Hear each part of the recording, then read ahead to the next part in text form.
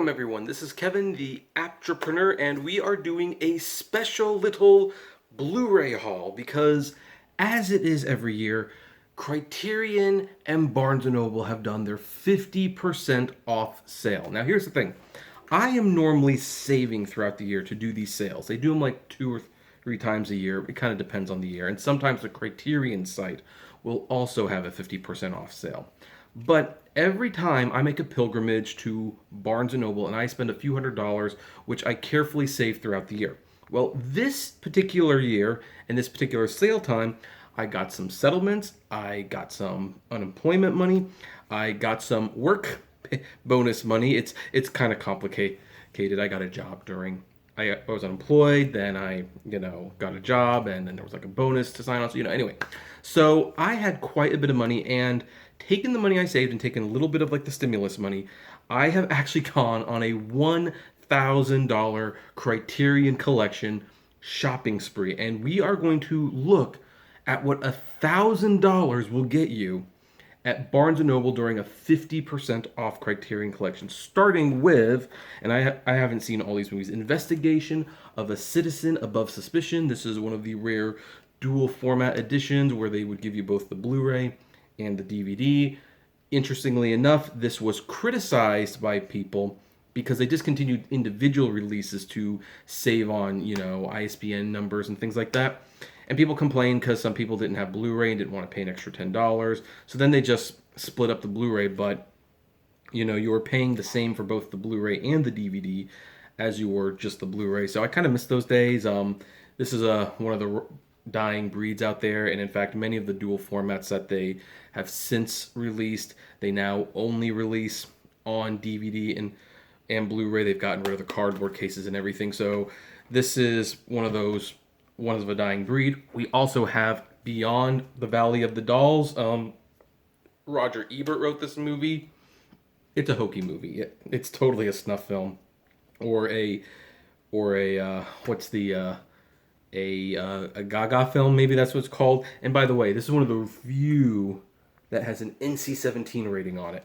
I also wanted to get Valley of the Dolls, but interestingly, they didn't have it in stock. I also picked up Breaking the Waves by Lars von Trier. This is another dual format edition, and I did see that there was a DVD only edition that came in a plastic case, but I got the dual format edition because, hey, if it's going to cost the same price, you might as well have both. I also got Sisters by Brian De Palma, one of my favorite directors. I don't know if this is any good, but we'll see. It's obviously one of his early films. Now, a movie that I do know is good, A Raisin in the Sun with Sidney Poitier. Excellent movie. Highly recommend that one. Now, this one I don't recommend so much. However, after I streamed it, I actually made it a priority to buy this because I am going to be starting my Criterion Collection movie reviews. It will probably start trickling out around the fall, winter season. But when I streamed this, I was just so inspired. Like, I quickly broke my rule that we're going to review the series in not alphabetical, but numerical order. And that's Jellyfish. This one's dumb, folks. This one's dumb.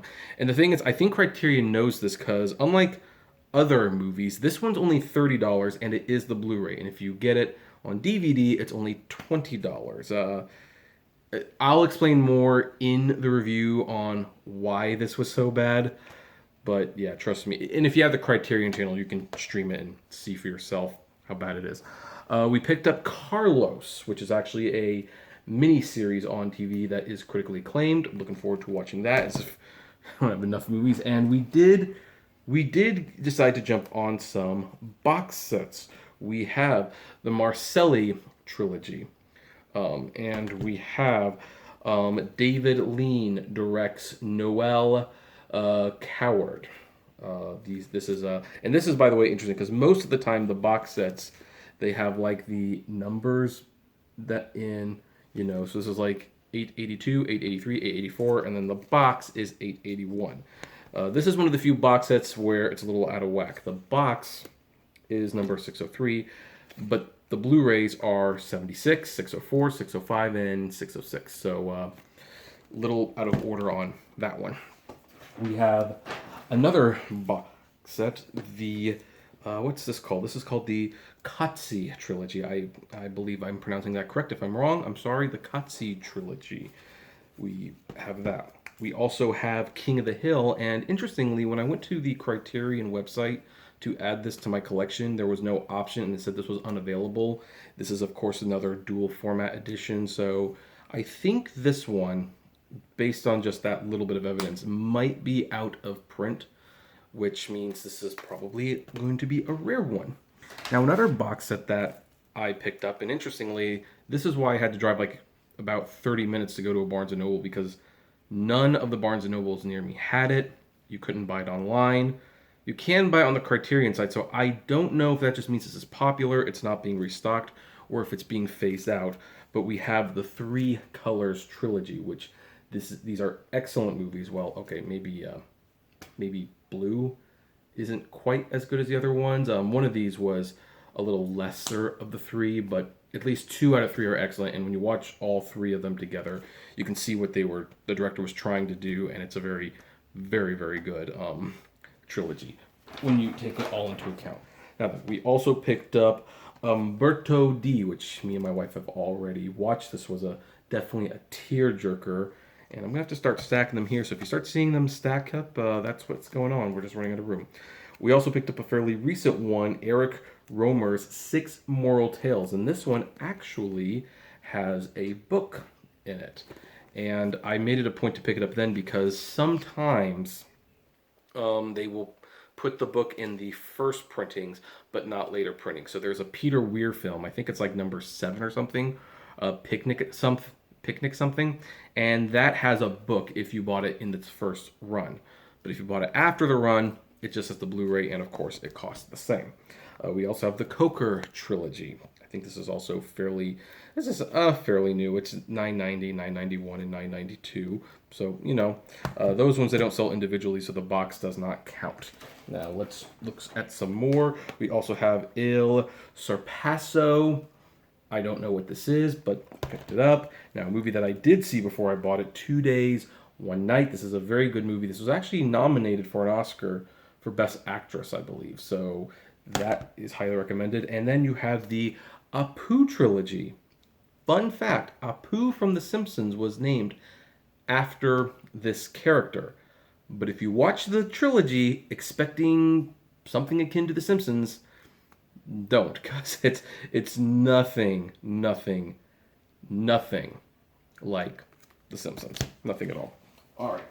Now then, we have some more.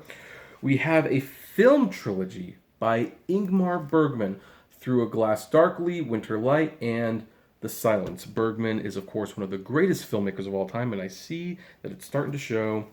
We also have Vampur by Carl Theodor Dreyer.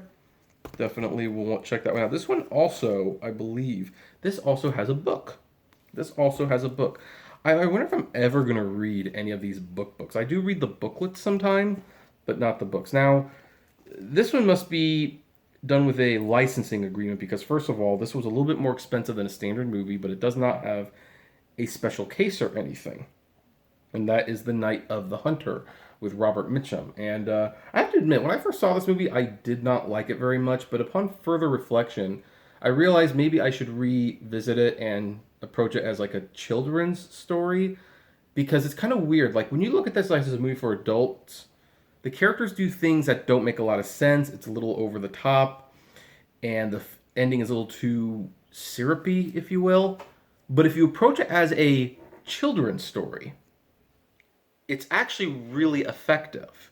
And it makes a lot more sense about why things are the way it is. Also, it's the only film directed by the legendary Charles Laughton, who, admittingly comes from an era of Hollywood where the acting was a little bit more over the top, and that could explain some of it.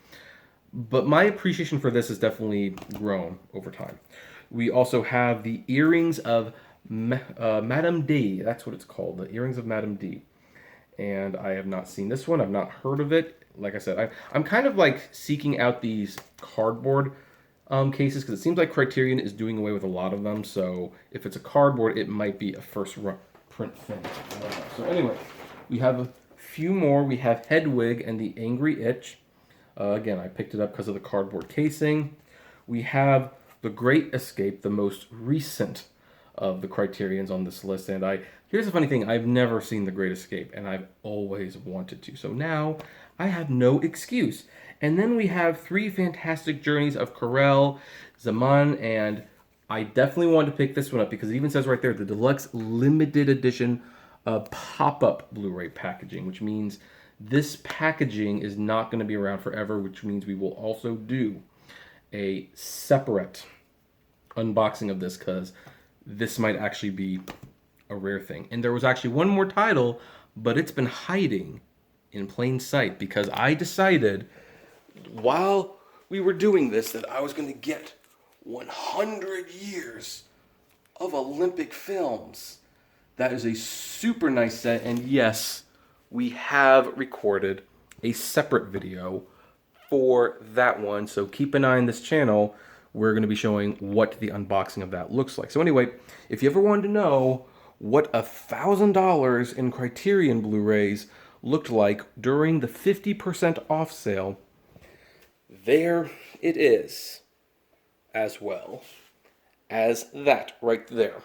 Now, of course, it might vary depending on how you do it. I did pick up some box sets, and if you don't pick up box sets, although this is really the best time to do that, you can get a lot more. I now have roughly half of the Criterion collection, and we will definitely be launching the in-depth Criterion collection reviews very, very soon. But anyway, thank you so much for watching this video. What were some of the titles you picked up at the most recent 50% off sale at Barnes & Noble? I would love to know. Comment below, like, favorite, share, subscribe, and as always, flame responsibly. Have a good one.